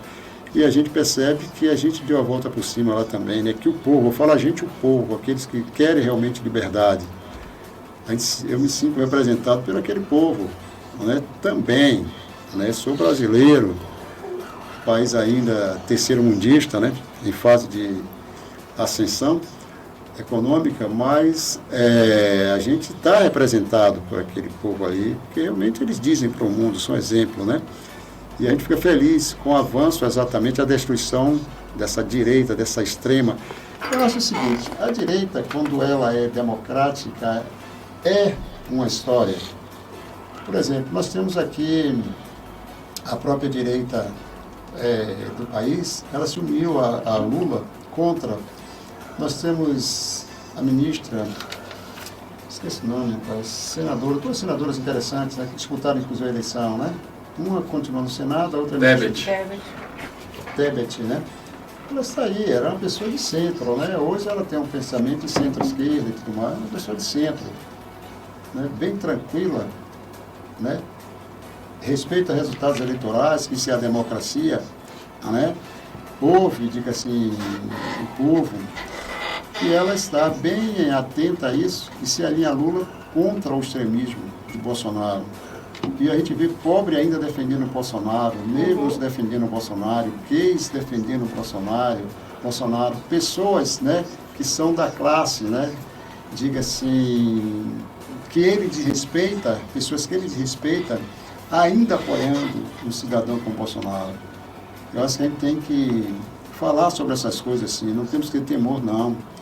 Eu acho que a opção sexual ela não é motivo de forma alguma, para que as pessoas sejam, diga assim, respeitadas, certo? A cor da pele, de forma alguma, para ser desrespeitada. A pobreza, as pessoas mais pobres. Você vê que em São Paulo, o governo extremista lá do cara de Bolsonaro está proibindo se dar alimento às pessoas de rua, porque ele acha que se não der alimento, o que é que ele quer? Extermínio dessas pessoas? De que forma aquelas pessoas em vulnerabilidade vão alcançar os seus próprios alimentos, se não for exatamente pela solidariedade do povo, né? Se não for pelos... Então você vê, esses extremos estão aí e a gente fica triste com isso. E quando vemos exatamente que o Trump vai ser derrotado lá, isso é uma vitória para o mundo. Uma vitória para o mundo. Nós temos uma brincadeira aqui do Pix. A pessoa tem que responder alguma coisa que você falou aqui, sobre alguma coisa de sua vida, alguma coisa... e se ele estiver acompanhando você aqui. Você falou aqui que você já foi eleito várias vezes, ou uma vez, não sei, vereador de Lauro. Eu gostaria de deixar aí o relógio, tem um relógio de 1 minuto? Vou pegar. Pronto, aí o relógio de 1 minuto. Quantas vezes ele já foi eleito vereador dessa cidade de Lauro de Freitas? 1 minuto na tela. Não, aqui dentro pode. pode. Tá querendo armar, né? Então, para vocês que estão aí no YouTube, no chat ao vivo aí, nós temos esse Pix para vocês. Embora a gente comanda mais pelo WhatsApp. Então, vocês vão responder aí quantas vezes ele foi vereador de Lauro de Freitas. Coloquem a pergunta de vocês. Bom, foi mais de 1 e menos que 5, né? Vou dar uma dica aqui ainda, né? O que mais foi 5, que ganhou pelo menos, não indicado, e foi mais de uma. Vamos ver aí se o pessoal comenta certo aqui. Vou começar a olhar aqui, viu, Mário? Tá. Jackson Campelo colocou 2 vezes. Ok. O pessoal pode continuar opinando, tá? Vitória Luz também 2 vezes. Lembrando que quem comentou primeiro, aquele número certo, é quem vai ganhar. Raimundo Gomes também 2. O tempo tá acabando, viu? Vamos lá. 3, 2, 1. Pronto, nós tivemos. A resposta é só a mesma, né? Então, o primeiro foi Jackson Campelo. Jackson Campelo. Pronto. Tá certa a resposta? Está certo, 2 vezes. Jackson ganhou o Pix de R$100. Motorista da Avanço Transporte. Maravilha. Você, Que anos foram? Na realidade é o seguinte, eu fui candidato várias vezes, né? Algumas vezes eu entrei para compor chapa, realmente, chapas, diga assim, de esquerda, né? PT, PSB, PCdoB. Algumas vezes coligamos também com o PDT, né? Esquerda. Mas eu estava muito mais empenhado no movimento sindical, né? Entrava para compor, para auxiliar, para ajudar, para levar alguma experiência, algumas discussões. Agora, a partir do ano 2000, a gente começou a se dedicar um pouco mais a querer uma eleição. Como sindicalista e como operário petroquímico, trabalhador de turno, que eu nunca fui o sindicalista, né? Eu tinha até uma tese lá no sindicato que eu dizia, né? Sindicalismo não é profissão, é luta de classe, diga assim. E eu nunca quis, diga assim, fazer parte, diga assim, da diretoria executiva, estar liberado para, né? Eu era diretor de base. Trabalhei numa grande empresa que foi a Copene, não é? Maior, naquele período, a maior empresa da América Latina na área petroquímica. E entrei no ano de 82 por concurso público feito pela Petrobras, que era subsidiária da Petrobras. Fez um concurso amplo e aí foi dessa forma que eu entrei na Copene. Me lembro que a minha... Foi em 22 de janeiro de 82. Eu assumi a posição lá para o concurso público. E você percebe o seguinte, logo depois, nos anos 90, eu já entrei, no final dos anos 80, lá eu fui delegado sindical, fui cipista, fui vice-presidente de CIPA, porque normalmente a presidência fica sempre com o patronato, né? Com o lado do patrão. E lá a gente tinha já um trabalho quando a gente vai para o sindicato. E eu acho que essas lutas todas, a primeira vez que eu fui candidato a vereador foi em 88. Eu lembro que em 88 foi dar esse Deraldo de Itinga, Deraldo, e alguns nomes. Eu tive naquela ocasião votação que me deixou na posição, diga assim, melhor do que alguns vereadores eleitos. Ainda lembro quantos votos eu tive. Eu tive naquele ano 222 votos e alguns se elegeu com menos que isso, mas a eleição era pequena, os números de eleitores aqui eram muito pequenos, anos 80, muito pequeno. Alguns se elegeram. Aí você percebe o seguinte, a Câmara, se eu não me engano, eram 11 vereadores, poderia botar 3 vezes o número, 33 candidatos a vereador. Nós botamos apenas 11. E era aquela turma radical, né? Eram os barbudinhos de Lula, todo mundo de barba e tudo mais. Eu lá, o Ronaldo, o Erasmo. Lá o que você fala é o blogueiro. O blogueiro, todo mundo cheio de barba. Já foi candidato vereador lá também, né? Já foi algumas vezes. Foi eleito alguma vez, Lau? Não, mas bateu na trave também algumas vezes ali, né? Mas não chegou a se eleger, não. Agora eu acredito que ele tem chances, viu? Ele Ele é candidato, ele é pré-candidato. é pré-candidato, ele tem chance. Ele tem um bom trabalho, tem mais polêmico realmente, mas ele tem uma ação boa na cidade e é respeitado. E você percebe o seguinte, então em 88 começou exatamente essa questão das eleições. Agora, bati na trave algumas vezes, fiquei em suplências, né? Algumas vezes, nesse ano mesmo fiquei em suplência. Aliás, não fiquei em suplência porque a gente não fez vereador, não fiquei em suplência. Agora todo mundo praticamente fez vereador, é suplente, né? Mas aquele que era só o primeiro e o segundo. E depois eu tive algumas suplências, né? Algumas suplências. Em 2004 eu fui à composição PT-PSB, elegeu a doutora Mônica aqui uma médica aqui de Vilas e elegeu Lula Maciel. Lula foi o primeiro, né? Numa coligação PT, PSB, PCdoB. E eu fui o terceiro. Foi quando eu estava em fase de aposentadoria do Polo, e aí a gente fomos convidados por Moema, um debate inclusive com o PT, e com o PSB e PCdoB. O PCdoB ficou com a cultura e nós ficamos com a educação. E eu fui indicado dentro do partido e aceito por Moema para a educação. E depois da aposentadoria a gente foi para outras eleições com mais vontade. Em 2008, eu me elegi pela primeira vez com 2.332 votos. Trabalho da educação, que foi extraordinário. Quem for da educação aí vai ver, do município vai ver, foi um trabalho extraordinário. Equipe de excelência, o pessoal muito bacana. E tive 2.332 votos. O Márcio foi o mais votado, o doutor Márcio, com 2.399 votos.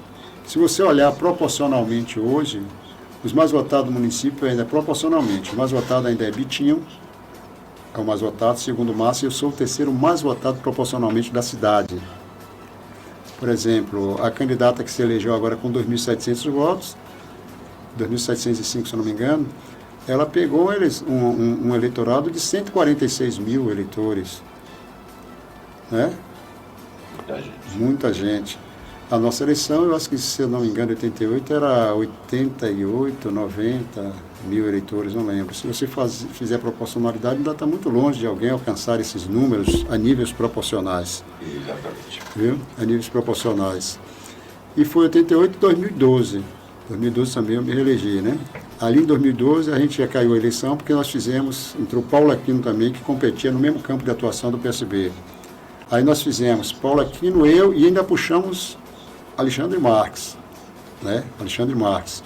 Puxamos o Alexandre. Ele estava no PRP, se não me engano, puxamos ele. Fizemos uma composição a pedido da prefeita também. Fizemos uma composição com o PRP e puxamos o Alexandre. Em 2016 eu tive um problema de saúde sério, né? Tive um problema de próstata, né? Eu fiz até um processo simples, mas naquele momento eu estava muito debilitado, eu era vereador, estava muito debilitado. Não tive os cuidados necessários, fiquei muito debilitado. Não saí candidato a vereador. O partido elegeu Edivaldo Palhaço. Elegeu Edivaldo Palhaço. Uma das melhores pontuações de voto até hoje, né? Em proporção, né? Foi. Já teve outros com menos também. Não, né? mas eu digo proporcionalmente, porque foram 500 e poucos votos já recentes. 592 votos. Foi muito pequena, né? Mas o partido fez, né? Elegeu, porque a gente fez, naquele ano a gente fez, 2006 a gente fez com a rede, inclusive elegeu o Edivaldo Palhaço e elegeu Rosalvo. Nós fizemos, dentro da proporção que nós queríamos, ainda tinha coligação, nós dissemos, não, vamos fazer por aqui, porque aqui elege um de cada lado. E realmente a matemática foi certinha, porque política também, né, eleições também, você tem que ter cálculo, fazer cálculos. E a gente fez acertadamente, elegendo como proposto, né, da rede, que a gente já sabia que a rede seria de Rosalvo, um cara experiente, já indo para o seu segundo ou terceiro mandato, alguma coisa assim. E a gente sabia que elegeria Rosalvo e elegeria um nosso. Trabalhamos para isso e fizemos isso. 2020 foi a primeira vez que eu tive um problema de derrota, né? Diga assim, já na disputa propriamente dita, né? Eu não logrei êxito. Foi uma eleição difícil para mim. Eu estava na cultura, a cultura parou toda com a pandemia, né? Houve também aquelas defecções dentro do partido, que alguns grupos, o próprio Edivaldo saiu, né? Alguns estavam com medo de disputar comigo a eleição. Aqui vai eleger um, e aí pode ser Carlos, se não eleger o segundo eu fico fora. E aí algumas pessoas saíram. E aquilo quebrou o partido, né? Porque não nos deram a opção de reorganizar o partido. Os caras saíram no último dia possível de saída, né? Dentro daqueles 10 dias que a justiça protela 10 dias e tudo mais. Até o dia 4 a gente estava todo mundo dentro, a gente tira as certidões, está todo mundo dentro, certo? Tira as listas, aliás, nem as certidões, tiramos as listas, está todo mundo dentro. Quando chega no ano final de apresentação das listas, no dia 14, às 20 horas, a gente está todo mundo fora. Aí me ferrou, né? E as traições que você fala da política, né? Exatamente. As traições que você fala da política é o poder. Mas é isso aí, o rapaz acertou, eu tive 2 eleições. Agora você teve uma grande vitória numa urna, digamos assim, alternativa, ano passado, né? Na questão do Conselho Tutelar, né? Foi. O Conselho Tutelar, o Cleito Carluxo, né? Está no terceiro mandato dele. Ali foi uma luta. Foi uma votação expressiva, Foi né? expressiva, você percebe o seguinte, ali foi uma luta, porque na realidade o Conselho Tutelar, antes, só os religiosos se interessavam por Conselho Tutelar. Tinha lá, o Conselho Tutelar era basicamente feito por membros da Igreja Universal e da Assembleia de Deus. Vocês se lembram dessa história? É membro da Igreja Universal e da Assembleia de Deus. Aí, já em 2012, nós, até porque Cleiton, ele militou nos movimentos estudantis aqui, ajudou na construção de movimentos estudantis, grêmios escolares, esse negócio todo. Esteve lá com o Janei, naquela questão que era muito evidente, aqueles infocentros, né, que tinha ali para os garotos. Então, você entra na internet, não precisa ninguém para ali, né, lhe orientar, você aprende a internet aqui mesmo, vai embora. Mas, naquele período, era necessário que houvesse. Então, ele militava muito nessa classe, ele garoto também. E aí, em 2012, ele disse, não, eu vou entrar. Ele disse, não, entra no Conselho Tutelar. E ele entrou e obteve vitória, né? E nessa última também, o que acontece, ele... Aliás, em 2012, ele foi vitorioso, meu Deus, eu não lembro qual foi a dele, a terceira. Ele está na terceira. Agora, em 2023, politizou muito. Né? Não foram mais as igrejas, tinha esse cuidado. Se entrou, diga assim, a política mesmo. Você vê que praticamente todos os partidos botou e apoiou candidatos, né? Você vê que tem uma candidata aqui que é esposa de um vereador que investiu muito politicamente, botou todo um grupo, todo um partido para trabalhar. A gente não fazia isso dentro do PSB porque a gente achou que, né, não era necessário. Era uma questão de causa mesmo, né? De causa. Mas tivemos uma boa vitória. Foi expressivo. Agora deixa eu lhe fazer uma pergunta, aproveitando a sua inteligência, a sua experiência. Oh, Deus do céu, obrigado. Eu vou fazer devagarzinho para você entender. João Oliveira, Dr. Márcio Rosalvo. Comparações, especulações, o que diz isso para você? Ô amigo, eu posso garantir para você o seguinte, eu tive o privilégio de estar com o Rosalvo na Câmara. Ajudei a Rosalvo em algumas vezes e presidi. Ele presidiu a Câmara por 3 vezes. Né? Foi 3 ou 4 vezes. Ele presidiu. O mandato na Câmara presidente agora, né, mudou um pouco, mas era 1 ano. Quando a gente batia, quando eu entrei, tinha 1 ano de mandato para presidente da Câmara, muito pouco. E a gente teve que mexer lá na lei orgânica e tudo mais para aumentar para 2 anos, né, sem direito à reeleição. Continua 2 anos, agora com direito à reeleição. Tem avançado. E já lá atrás, eu conheci o Rosalvo, um cara simples, um vencedor, continua morando onde ele realmente surgiu para a política, que é ali em Capiarara, Jambeiro, se posiciona realmente no primeiro lugar, claro, né? É um cara muito centrado, um cara muito gente, no sentido, não é que os outros não sejam, não, mas eu posso dizer que é um cara preparado, sim, um cara que tem toda uma história construída, né, nos estudos, na política, e isso engrandece, né, isso melhora o currículo dele em relação aos outros que você falou, né? Você falou do Dr. Márcio, né? Dr. Márcio Foi um eleito, outro não foi eleito, e um está querendo ser, pode ser eleito. Márcio foi meu colega na Câmara, e você vê o seguinte, ele se elege em 2004, não sei se ele estava na Câmara. Eu sei que em 2008 ele estava na Câmara, não sei se em 2004 estava, não lembro. Mas em 2012 ele vai para a Prefeitura. Foi aquela coisa da comoção, realmente, teve muito apoio. Ele, como médico, ele fez exatamente um bom trabalho médico na cidade. E a classe médica, né, a classe da saúde, todos o apoiou. Praticamente seria enfermeiros, todo o povo da saúde o apoiou, né, pela essa relação que ele tinha com a saúde. Mas posso garantir o seguinte, Márcio é um cara extraordinário, mas ele não fez um bom governo. Ele não se cercou, diga assim, de um secretariado como Moema. Moema pode ser secretários, mas ela casa as duas coisas, né? Os cargos de secretários são cargos políticos administrativos. Ela pega o político, mas o cara tem que conhecer de administração um pouco, o cara tem que lidar com pessoas. Ela não tem nenhum problema em trocar secretários, como você vê que ela troca se for necessário. Se não der certo, ela troca. Entendeu? Porque ela quer acertar. Às vezes não acerta, mas ela troca, tem a capacidade de fazer isso. Aí você percebe o seguinte, Márcio teve dificuldades para administrar a cidade, muitas dificuldades. Não teve, em 2016, ele não saiu candidato. que as pesquisas davam a Márcio como, diga assim, muito ruim. E aí ele foi preterido pelo seu grupo, né, por outro rapaz. O João Oliveira, Isso. um cara que na Câmara ele foi um grande, diga assim, vereador, né? Propostas interessantes, mas como vice ele ficou apagado como vice. E isso, infelizmente, custou a derrota do nosso grupo em 2012 para o próprio Márcio. Isso. Né?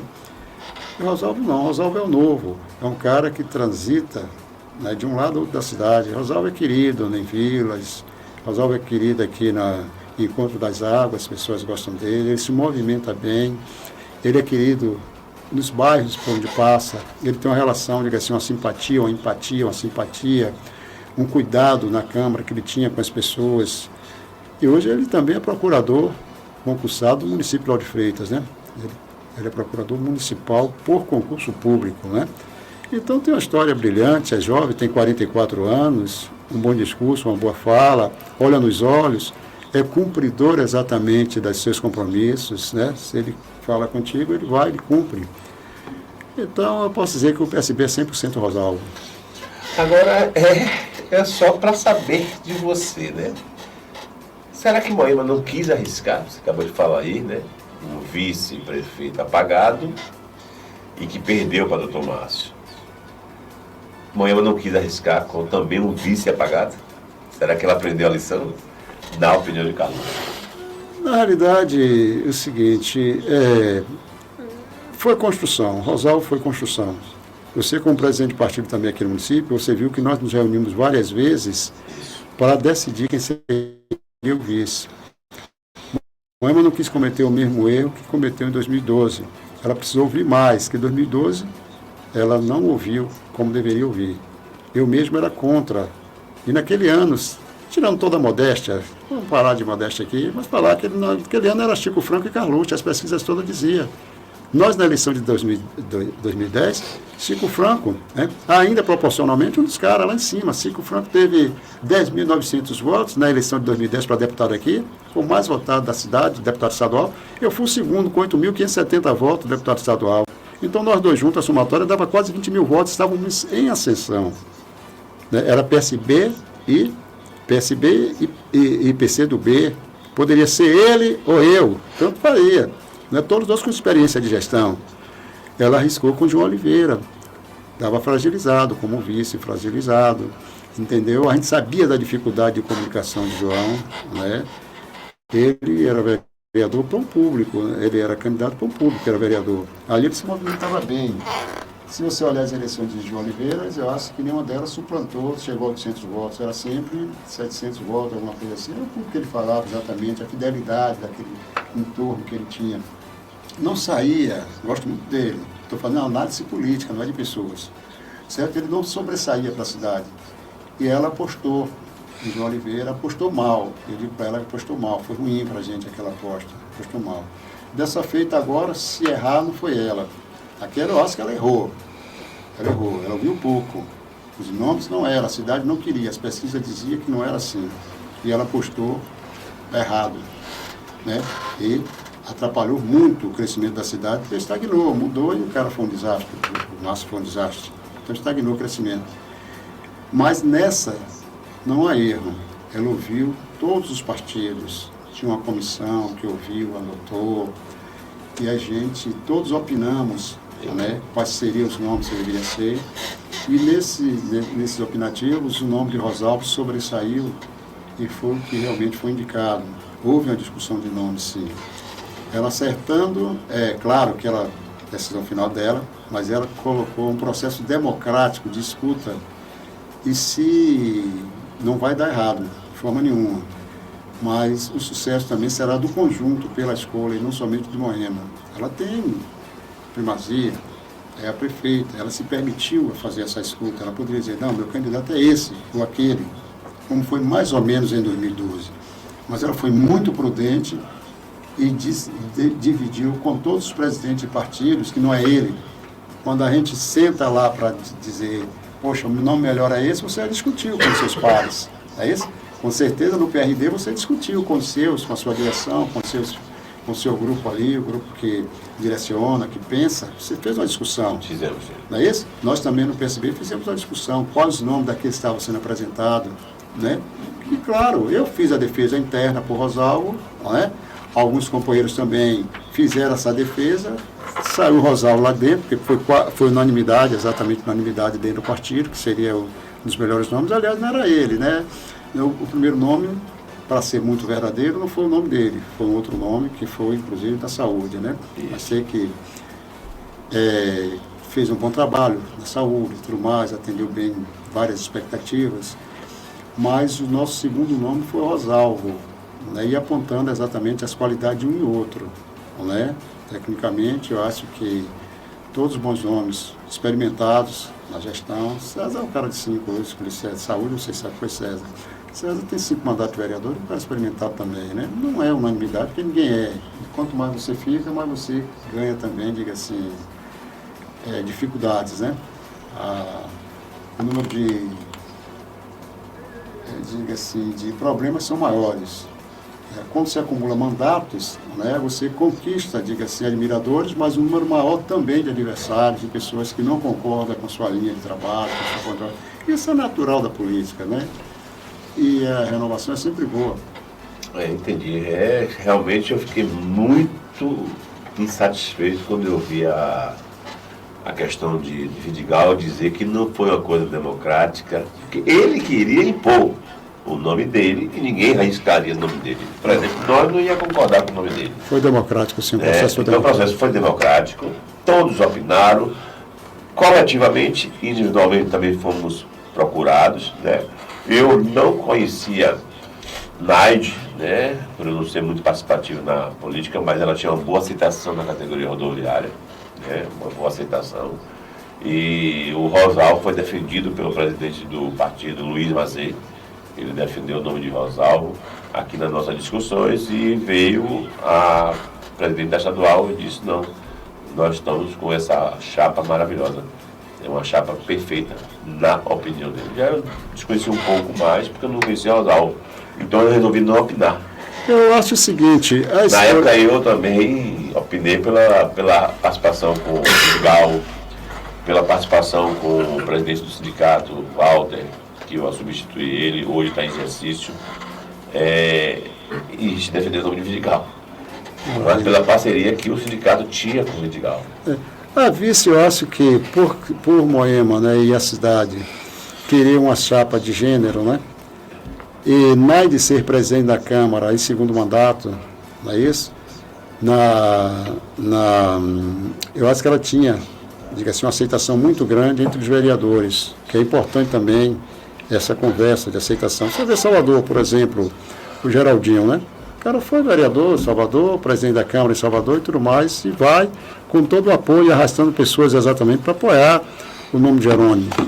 Na Câmara também, eu acho que politicamente houve provavelmente essa movimentação para que Naide, como mulher, deseja que fosse uma mulher para ser uma chapa de gênero, ela deve ter tido, diga assim, essa escolha entre os vereadores, né, e outros movimentos. Foi uma coisa democrática. Isso, diga-se de passagem, é uma mentira que me deu colocou, que a gente participou, a gente presenciou, a gente viu, a gente ouviu, e nós não fomos passados por cima. Nós deixamos em acordo, né? Todos os partidos foram ouvidos coletivamente e foram ouvidos individualmente. Certo? Carlos, quero lhe agradecer, né? Nós estamos aqui já, passamos os nossos 47 minutos do nosso horário, mas você é uma pessoa que eu fico aqui 2 horas conversando com você e não vou perder nada, só tenho a ganhar. Diga aí, deixa o seu recado de Carluxo aí para os eleitores de Lauro. Primeiro, agradecer a vocês, né? Agradecer aqui essa poderosa M2M, né? Isso. Rádio M2M, o seu podcast, a você, a sua equipe, a Daiane, Gabriel, extremamente gentis, né? A turma que nos recebe aqui na entrada. Dizer para você o seguinte, o político, né, e o líder que se preocupa faz o que você faz, ouvir, questionar, propor, né? Eu acho que esse é o bom caminho e a boa política, né? E satisfeito de estar aqui com você, você vê que foi um papo descontraído, quase, eu diria assim, uma conversa mesmo, né? onde a gente abre o coração, fala de vários assuntos, não só da gestão, fala da política, falamos de vida pessoal, né, da nossa história pessoal. E só tenho a agradecer a você, Mário, desejar sucesso a você na sua caminhada aí, como, diga assim, dirigente sindical, né? A gente precisa de homens com esse desprendimento, quem sabe que não é fácil dirigir sindicato, é muito difícil, você tem esse desprendimento. Muitas vezes você deixa de estar com sua família para estar dando atenção a um companheiro, a um problema, a uma causa, e isso realmente é notável na sua vida e a gente fica, diga assim, entusiasmado com exemplos como o seu. Também a sua vida política aqui, você disse que, né, não conhece tudo, mas você conhece muito, amigo. Eu tenho certeza que você conhece muito. Nenhum de nós conhecemos tudo. E parabenizar pelo seu trabalho no sindicato, pelo seu trabalho político, pela sua construção de uma cidade melhor, mais justa, né, mais igual para todos nós. E parabenizar esse projeto seu aqui de comunicação. Isso é importante, que o povo ouça, que o povo participe. Você vê que você tem rede aberta aí, onde as pessoas participam, né, e falam, mandam suas perguntas, você faz no momento as suas perguntas. Foi muito bacana isso aqui com você. Saio daqui já correndo, que tem uma reunião agora marcada para as 9, lá na CEINFRA, né? Para o pessoal lá da assessoria jurídica, viu? Mas eu que agradeço. Um bom dia para vocês, uma boa semana e sucesso na sua caminhada política também, porque na caminhada, diga assim, sindical, você já é um cara extraordinariamente bem sucedido. Obrigado, Galucho. E aqui a ideia da nossa senhor, né, da M2M, foi a ideia dela há uns anos atrás, eu abracei essa ideia, e essa rádio nasceu em Feira, né, a matriz dela continua em Feira, e nós fizemos essa parceria com o sindicato e trouxemos para cá, para Lauro de Freitas, porque Lauro de Freitas, não sei se vocês percebem, ela é carente, né, de uma coisa bem organizada, e nós estamos caminhando em 5, 6, 7 meses aí, com muita respeitabilidade aos outros canais, né, mas vamos crescendo com nossos programas. Nós já temos nosso aplicativo, nossa TV, né, que funciona 24 horas. Maravilha. Nós passamos os filmes, não sei se vocês conhecem, né, Caverna do Dragão, né, He-Man, a gente vai passando esse desenho da nossa época, né? Maravilha. Desenho que marcaram a nossa infância. É esse desenho que deixamos lá na nossa televisão e o nosso aplicativo, viu? E a gente também está no YouTube e transmitindo simultaneamente pelo Instagram do Sindicato dos Rodoviários, que é um parceiro nosso, né? E a gente abraçou essa ideia de dar publicidade a tudo que o sindicato faz. E deixar o convite para sábado aqui, né? Você poder vir aqui dar um abraço no rodoviário, porque amanhã será o dia do rodoviário, né? Dia de São Cristóvão. E nós vamos fazer amanhã uma missa, um café da manhã aqui. E no sábado uma festa profana, né, que nós vamos ter aqui São Baiano, vamos ter esqueminha, vamos ter Amor Bandido. E será um dia todo de festa. Né? Sábado é um dia corrido, né? Porque você sabe que a cidade de Lauro de Freitas também ela completa 62 anos, isso, né? No dia 31 de julho agora, né? Sábado nós teremos, diga assim, um desfile da cidade, né, na Lauro de Freitas, a gente já está cuidando ali do centro, fazendo alguma coisinha para a área ficar bonita, ficar pelo menos organizada, mas tendo uma oportunidade, eu venho aqui dar um abraço em vocês, na sua turma aí, que é bacana, bacana. Parabenizar a Daiane pela ideia, viu, de trazer essa época aqui, muito bacana, parabéns, Daiane. Valeu, Galucho, um abraço, obrigado. Sempre à disposição. Da hora, cabe. 8 horas e 51 minutos, voltamos, vamos no intervalo, voltamos já já. Valeu.